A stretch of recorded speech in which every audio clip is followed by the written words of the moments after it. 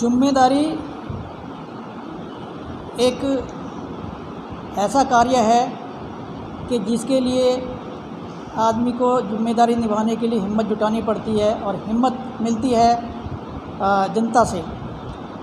और आज के प्रोग्राम को देखते हुए जनता ने हमें इस तरह से उत्साहित किया है कि जनता भी जानती है कि अब उनको किसी तीसरे विकल्प की ज़रूरत है, क्योंकि आज तक देश में जितनी भी पार्टियां चलती हैं वो जाति, धर्म या व्यक्ति विशेष के आधार पर चलती हैं। लेकिन देश का संविधान जो कहता है वो सबके कल्याण की बात करता है, वो किसी जाति या धर्म की बात नहीं करता। इसलिए संविधान के हिसाब से संविधान कहता है कि हम भारत के लोग, भारत का प्रत्येक नागरिक जो इस देश का वासी है, हम भारत के लोग भारत को एक संपूर्ण प्रभुत्व संपन्न समाजवादी पंथ निरपेक्ष लोकतंत्रात्मक गणराज्य बनाने के लिए तथा उसके समस्त नागरिकों को सामाजिक, आर्थिक और राजनीतिक न्याय, विचार अभिव्यक्ति, धर्म और उपासना की स्वतंत्रता, प्रतिष्ठा और अवसर की समता प्रदान करने के लिए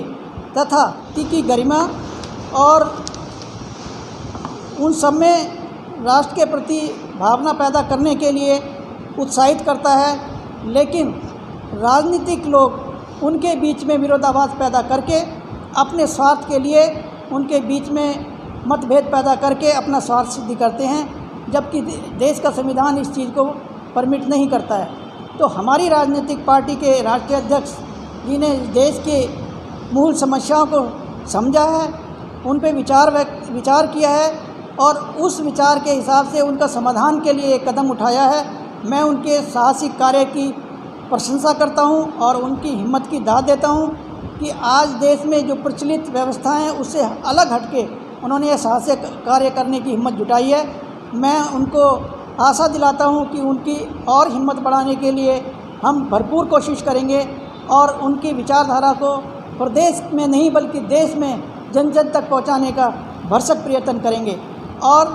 मैं उम्मीद करता हूं कि लोग अपनी परेशानियों को देखते हुए हमारे साथ जुड़कर उन समस्याओं का समाधान के लिए हमारा सहयोग करेंगे। और आज भी उनकी मीटिंग में आई उपस्थिति को देखते हुए हमारा हौसला बढ़ा है और मैं उन सब का आभार व्यक्त करता हूं और देश की जनता को आह्वान करता हूं कि वो हमारे साथ जुड़ें और देश की समस्याओं के जो मूल समस्या हैं उनके समाधान के लिए अपने आप को एकजुट होकर संघर्ष में जुड़ें और इस हमारी पार्टी को उत्साहित करें। इसी के साथ मैं सबका धन्यवाद करता हूं। और मेरा जैसे कि आपको उत्तर प्रदेश की जिम्मेदारी दी गई है, क्या इसको देखते हुए उत्तर प्रदेश में आपकी राष्ट्रीय नागरिक पार्टी चुनाव लड़ेगी? अगर लड़ेगी तो कितने सीटों पर आपने कैंडिडेट उतारेगी? अभी हमारी पार्टी पहले प्रचार में आएगी, लोगों जनसंपर्क करेगी, लोगों के जन जन तक अपनी बात पहुंचाने की कोशिश करेगी और फिर जितने समर्थ हम हो पाएंगे लोगों के बीच में जाके, लोग हमसे जितना ज़्यादा से ज़्यादा जुड़ पाएंगे, उनकी समस्याओं को समाधान के लिए जितना हमारी तरफ आकर्षित होंगे, हम उतने ही सीटों पर चुनाव लड़ाने की कोशिश करेंगे।